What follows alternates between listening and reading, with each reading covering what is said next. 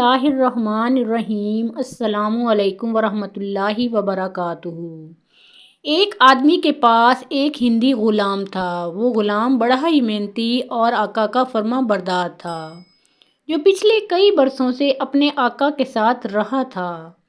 اس آقا کی ایک خوبصورت لڑکی بھی تھی، چاند کے بدن والی، حسین اور خوش مزاج۔ جب لڑکی بلوغت کے قریب پہنچی تو بہت سے طلبگار بھاری حق مہر دے کر نکاح کی خواہش کرنے لگے۔ ہر وقت اس کے دروازے پر لڑکی کے طلبگاروں کا آنا جانا لگا رہتا۔ آقا اپنی نوجوان بیٹی کی شادی بھی جلد از جلد کرنا چاہتا تھا، کیونکہ اسے معلوم تھا کہ جب انسان کو بھوک لگتی ہے اور حلال رزق نہ ملے تو وہ حرام کھانا شروع کر دیتا ہے۔ لیکن اس کو ایک باحیا نوجوان کی تلاش تھی۔ ایک طرف تو وہ آقا اپنی بیٹی کے لیے ایک باحیا نوجوان کی تلاش میں تھا، اور دوسری طرف وہ ہندی غلام اپنے ہی آقا کی خوبصورت لڑکی پر فریفتہ تھا اور اسے دل و جان سے چاہتا تھا، مگر کبھی اظہار نہ کر پایا تھا۔ اس لیے وہ برابر کوشش کرتا رہا کہ کسی طرح سے اس کی محبوبہ کی اور اپنے آقا کو کہتا کہ مال کا بھروسہ نہیں ہے، دن میں آتا ہے، رات کو ادھر ادھر چلا جاتا ہے۔ سردار کا بیٹا ہونا بھی معمولی ہے، کیونکہ وہ اپنے مال اور گھوڑے پر مغرور ہوتا ہے۔ آخر اس ہندی غلام کے آقا نے اپنی لڑکی کے لیے ایک نیک داماد پسند کر لیا، جو تمام خاندان اور قبیلہ کے لیے باعث فخر تھا۔ رشتہ دار عورتوں نے کہا اس کے پاس نہ مال ہے نہ سرداری، لیکن آقا نے کہا کہ یہ لڑکا روح زمین پر بغیر ان چیزوں کے بھی سونے کا خزانہ ہے۔ جب اس ہندی غلام کی تمام تدبیریں ناکام ہو گئیں تو وہ پریشانی کے عالم میں بیمار پڑ گیا اور دن بدن کمزور ہونے لگا۔ بہت سے طبیبوں نے کوشش کی لیکن وہ علاج نہ کر پائے۔ ایک رات آقا نے اپنی بیوی سے کہا کہ تو تنہائی میں اپنے غلام کے پاس جا اور اس سے اس کے حال کے بارے میں، تو اس کی ماں کی جگہ ہے، ہو سکتا ہے وہ تجھ سے اپنا غم بیان کر دے۔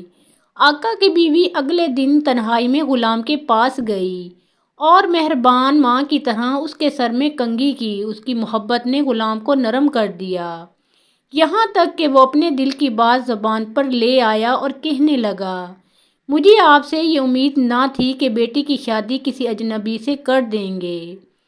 وہ میرے آقا زادی ہے اور میں زخمی جگر ہو گیا، افسوس نہ ہوگا کہ وہ دوسری جگہ جائے۔ غلام کی بات سن کر آقا کی بیوی نے چاہا کہ اس کو مارے پیٹے اور بالا خانے سے نیچے گرا دے۔ اسے غصہ تو بہت آیا لیکن صبر کر گئی اور خود کو قابو میں رکھا۔ بعد میں جب اپنے خاوند کے پاس گئی تو سارا قصہ اس کو بیان کر دیا اور یہ بھی کہا کہ ہمیں معلوم نہ تھا کہ غلام ایسا کمینہ نکلے گا، ہم نے گمان کیا کہ وہ بھروسے کا ہے۔ آقا نے کہا صبر کر اور اس غلام کو خوشخبری سنا دے کہ ہم لڑکی تجھے ہی دے دیں گے، تاکہ غلام کے دل سے ایک لڑکی کا خیال نکل جائے، اور پھر تم تماشا دیکھنا اسے کس طرح سبق سکھاتا ہوں۔ بس تم اس کا دل خوش کر دے اور اسے کہہ دے کہ سچ یہی ہے کہ حقیقتاً ہم پہلے نہ سمجھے تھے، جبکہ اب ہم سمجھ گئے ہیں۔ لیلا بھی ہماری اور تو مجنوں بھی ہمارا، یہ سب کہہ دے تاکہ اچھا خیال اور فکر اس پر چھا جائے۔ آقا کی بیوی بولی، اس ذلت اور رسوائی کے معاملے میں میری زبان کیسے ہلے گی؟ میں اس کی خاطرداری کے لیے ایسی بکواس کیوں کہوں؟ میری طرف سے وہ شیطان صفت چاہے مر جائے، مجھے کوئی پرواہ نہیں۔ آقا نے کہا کہ تم اسے تسلی دے تاکہ اس شفقت اور تیمارداری سے اس کی بیماری جاتی رہے، اور مجھے اتنی مہلت دے کہ یہ ایک باریک کانٹے والا صحت یاب ہو جائے۔ جب مالکہ نے اس ہندی غلام کو تسلی دے دی تو وہ پھولا نہ سمایا اور دیکھتے ہی دیکھتے صحت مند ہو گیا۔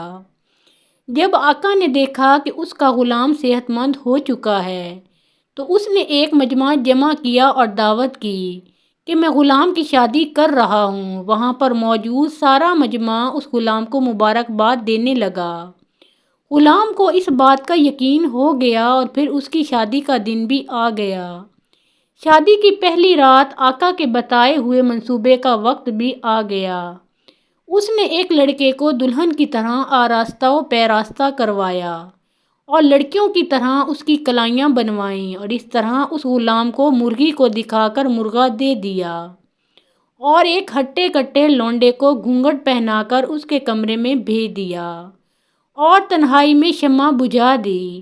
وہ ہندی غلام ایک آقا زادی کی بجائے ایک ہٹے کٹے غلام کے ساتھ رہ گیا اور پھر ساری رات آہوزاری کرتا رہا، جبکہ باہر دف بجانے والوں کی وجہ سے کسی نے اس کی دن نکلنے تک وہ اس بیچارے غلام کو دبوچتا رہا جس طرح کتے کے آگے آٹے کی بوری ہو، اور ساری رات اسے اپنی آتش نفس کی آگ میں جلاتا اور ذلیل کرتا رہا۔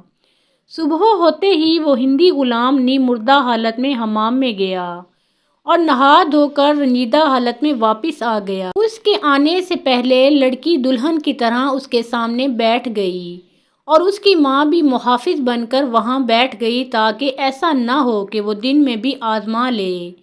اس غلام نے تھوڑی دیر اس آقا زادی کو دیکھا اور پھر دونوں ہاتھوں سے اسے دھکا دیا اور بولا، خدا کرے تیرا کوئی جوڑ نہ ملے، تجھ جیسی بدکار اور بری دلہن سے میں پناہ مانگتا ہوں۔ تو دن میں کچھ اور رات کو کچھ ہے۔ اور پھر وہ غلام خود ہی اپنے آقا کے گھر سے بھاگ گیا۔ بے شک اس غلام کو سبق مل چکا تھا۔